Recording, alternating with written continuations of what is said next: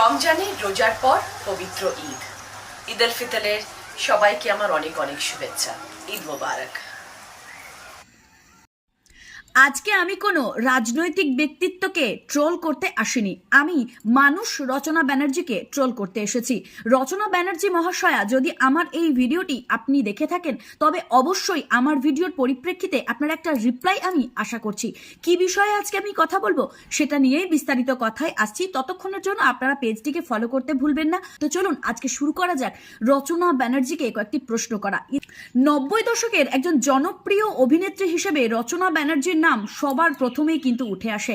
আমরা যারা ছোটবেলা থেকে প্রসেনজিৎ কিংবা অন্যান্য হিরোদের সঙ্গে রচনা ব্যানার্জিকে অভিনয় করতে দেখতাম, আমাদের মনে হতো রচনা ব্যানার্জি একজন সত্যিই ব্যক্তিত্বশীলা মহিলা, সত্যিই ওনাকে নিয়ে আমাদের গর্ববোধ হতো। কিন্তু ইদানিং উনি সোশ্যাল মিডিয়ায় এমন কিছু ভিডিও পোস্ট করছেন যার